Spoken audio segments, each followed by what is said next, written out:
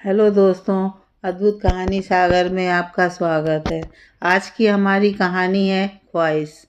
पापा डॉक्टर जवाब दे चुके हैं, अब माँ कुछ दिनों की ही मेहमान है। बेटे माधव ने अपने पिता देवकी नंदन जी से कहा। देवकी नंदन जी ने तो कुछ सुना ही नहीं, उनके कानों में तो डॉक्टर साहब के शब्द गूंज रहे थे। आपकी पत्नी अब कुछ समय की मेहमान है, हो सके तो उसकी अधूरी ख्वाहिशें पूरी करिए। उन्हें जो अच्छा लगता है उन्हें वो खिलाइए पिलाइए। देवकी नंदन जी अपनी पत्नी को घर ले गए और उनकी देखभाल में लग गए। अब इस उम्र में उन्हें अपनी पत्नी की कीमत समझ आ रही थी, जब वो जाने की तैयारी में थीं। डॉक्टर के कहे अनुसार वो उनकी हर ख्वाहिश पूरी करने के लिए बेचैन थे। एक दिन सुबह सुबह उनका सर अपनी गोद में लेकर बैठ गए और बोले, माधवी, वैसे तो हमने आज तक तुम्हारी कोई ख्वाहिश पूरी नहीं की, लेकिन अब करना चाहता हूँ। तुम बताओ, तुम्हारी क्या ख्वाहिश है? सुनिए जी, शादी के बाद औरत की कोई ख्वाहिश ही कहाँ रह जाती है, और अगर होती भी है तो उसे पूरा कौन करेगा। अब छोड़िए भी, हमारे पास वक्त ही कितना बचा है। हमारे मन में जो ख्वाहिशें हैं, उतने वक्त में तो एक भी ख्वाहिश पूरी नहीं हो पाएगी। उनमें से कई ख्वाहिशों से जुड़े लोग अब इस दुनिया में नहीं हैं। तुम कहकर तो देखो, हमसे जो बन पड़ेगा हम वो ज़रूर करेंगे। माधवी जी फीकी सी हंसी हंसी और बोली, माधव के पापा, हम शादी के बाद कभी अपने मायके अपने मन से नहीं जा पाए। जब भी गए आपने आंसुओं से रुलाया। आपने और आपकी माँ ने इतने बंधनों में जकड़ कर रखा कि मायके का हर रिश्ता छुड़वा दिया। आज तक हर शादी ब्याह में साथ लेकर गए और उसी दिन रात में ही भागते हुए लेकर चले आते। कभी सोचा आपने कि हमारा भी मन करता है एक रात अपने माँ बाप, भाई बहन, चाचा ताऊ, मामा मामी, बुआ सबके साथ रहने का? लेकिन आप तो कमरे से बाहर ही नहीं निकलने देते थे। हमारा बड़ा मन करता कि हम भी वहाँ अपनी सब बहनों की तरह रुककर सबके साथ हंसी ठिठोली करें, लेकिन आपने कभी ये बात समझी ही नहीं। शादी के बाद मैंने कोई छोटा सा त्योहार भी मायके में नहीं मनाया।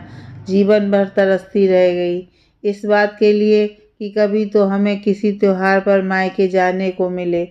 सब लड़कियों को हर मौके पर मायके आते जाते देखती तो मन में हुक सी उठती, हमारे लिए ही ये सब इतना कठिन क्यों है? तब जवाब मिलता, क्योंकि तुम्हारा पति तुम्हारी ख्वाहिशें नहीं समझता, इसलिए तुम्हारी ये छोटी छोटी सी ख्वाहिशें भी पूरी नहीं हो पाती।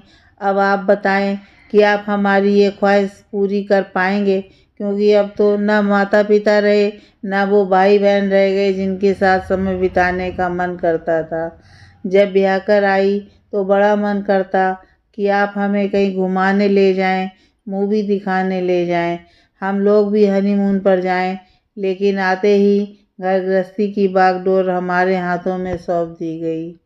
आपके साथ समय बिताने को, बातें करने को तरसती रह जाती। आप हमारे पास तक नहीं फटकते।